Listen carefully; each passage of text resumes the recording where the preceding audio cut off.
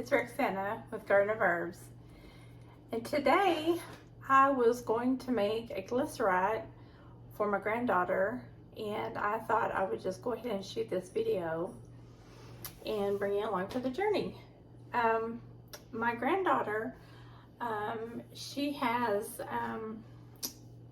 she's not sick right now, but she has been sick in the past, and she's kind of brought me along this journey with her. She's not like everybody else in the family. She sometimes when people get sick in the family, I'll make a tea or a tincture, or I always have a tincture on hand. And one day she got sick, and so I was making her some tea.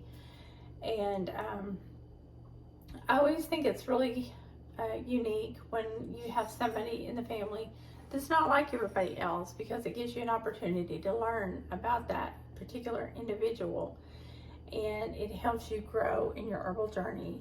But my granddaughter was kind of giving her mom a little trouble, and she didn't want to drink her tea, and she just came and told Grandma, me, I'm Nana, and she told me, she said, I don't like that tea because it has honey in it, and I don't like the taste of honey. So I thought, well, that's okay. You don't have to drink that tea because not everybody likes honey. And so we started sweetening all of her teas with stevia. She loves the taste of stevia. So instead of some children taking tinctures, which is most tinctures are made with alcohol, it's perfectly safe and it's perfectly okay to make a glycerite, which is made with glycerin. And her favorite herb is peppermint. She loves peppermint tea, and she likes to put stevia in it. And so I am going today make her a glycerite with 100, or it's 99.7 pure USP food grade. And you always want to make your glycerites with food grade glycerin. And the reason you do is because some of the just regular, I guess they're vegetable or soy, you don't want to just go get one off of the store shelf that says glycerin, because they might not be good for a glycerin that you're going to use as a, to do with herbs, because we're going to take it internally and it's just not going to be safe. You want to make sure it's food safe glycerin for many, many, many reasons. And I'm not going to take the time to go over all the reasons, but internally, when we consume something, we want it to be food safe, just like food safe dishes, just like food safe anything. We don't want to just grab something and assume that it's safe for our internal body. So with all that said, I'm going to move on to what some people call tinctures, but it's not really a tincture. It's called a glycerin, a glycerite. And so we're going to mix our herb with the components that we need are glycerin, your herb, and a little bit of water. Now, if we just pour the glycerin, the food safe glycerin is kind of thick. It's kind of like a syrup. It's really, really thick. I was kind of taught to use a little bit of water with it to make it a little, you could use like 60-40 combination. You don't have to use the complete 40%. You can use a little less. But that way, after it sits there for a while, it'll kind of thin a little bit more on its own. And then when you go to pour your herbs out, it does take a little bit longer. And so the separation of the two or the three will be a little bit longer for it to all separate. But you will have a somewhat, just lack of a better word, of a, like you do your tinctures, you separate it. You won't want to keep that I don't know if that's safe to keep as your composting pile, but it is sweeter and it's easier to take for children. And we'll go over the shelf life and all that here in a minute. But you can put it in a jar like this. And I'm going to put in, just eyeballing it, I'm just going to use this because it's easier for me to, it's very aromatic. I was told the more aromatic your herb, the easier it will be to for it to extract. And that's 2, and that's not even a cupful, so I'm going to do another one. I'm going to be making kind of a mess here. Now, the reason that I'm choosing, not just because it's one of her favorite herbs, but this is great for reducing headaches, great for reducing fevers. You know, not all fevers. Like if she has an extremely high fever, then we would need to use another herb. And then, you know, do some other methods. But it's also really good for cough, colds, flus. It's great. It's been used, I know, for many decades, long herb. I think it's been around since the Bible days. I don't know that I have proof, but I think it's been since the garden. It's a great, fantastic herb. I'm going to use a little bit more. The shelf life on this, I think, is about a year. So, like, anytime I'm wanting to make enough of this so that she can have enough to take home, and then her mother and I both would have enough. And she also has a little sister, so this would go for her sister, which is younger than her. And so, you know, you say, well, why don't you put more herbs in there? Well, this is great for loosening up mucus in the body and opening the lungs up and expelling that mucus out of the body. So I could make a separate tincture, which is echinacea, and then I could add echinacea in if I feel that she's becoming more congested and needs like a natural antibiotic.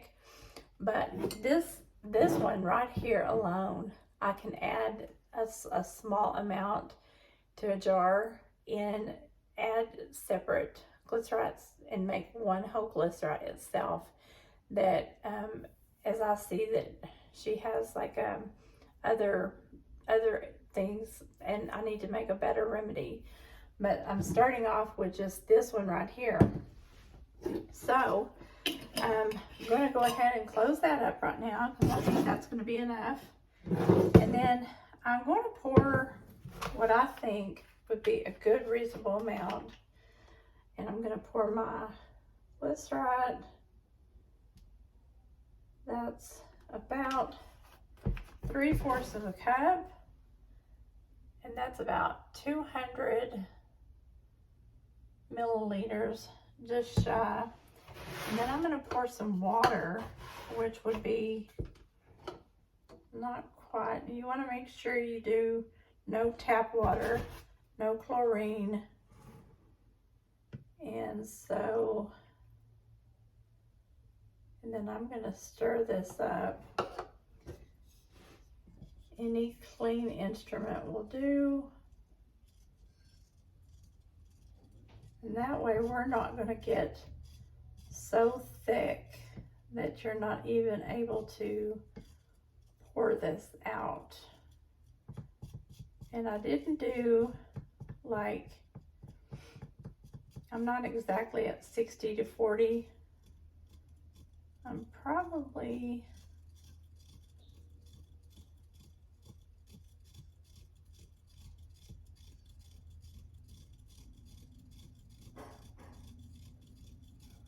more like 70 to 30.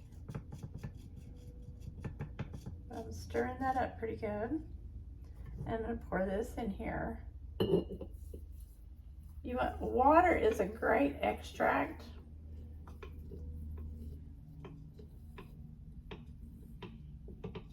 We do make tea all the time. Our bodies need water. And I'm going to stir this up and see where we are, because sometimes our herbs float on top.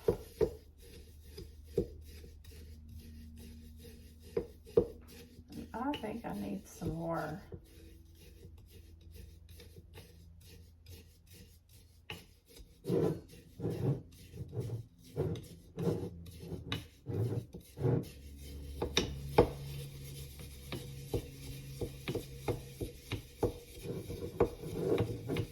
No, I don't think I need some more.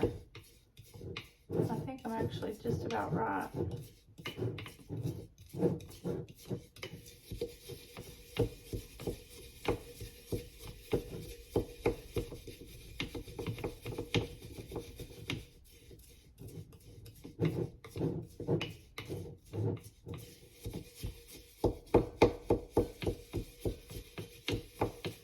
Smells really good. I think I'm gonna find me a lid, and then I think it's gonna be just right. As you can see, there's just a little bit floating right down here. Can you see that? I've got a lot on the jar right here, but you actually, if you push all that down underneath it, you actually have a good glycerite now. That's what it's called, a good glycerite. I'm just pushing it down, and when I stir it, I just didn't get my lid out in time for the video, but I think that's it. I was gonna say let's put some more, but no, I think that's actually just right. And you will yield, because it's gonna sit for 3 to 4 weeks. I like to leave mine in there the maximum amount of time, but you know, you don't want to get this ready, oh, you know, like you don't want to get it ready like when she needs it. You want to get it ready ahead of time. And if you feel that you need a good tea, I just put in an order today for some catnip and some elderflowers and some, I use peppermint tea. Some people really like the cooling of spearmint tea. We used to use spearmint tea. We used to have spearmint tea or spearmint plants, and I never could keep them alive. I don't know why, but I can keep peppermint alive. And so to use fresh peppermint is just, and the grandkids are always eating the peppermint leaves. So this is just dried peppermint. I always keep it ordered, and I always keep the plants around in the summer.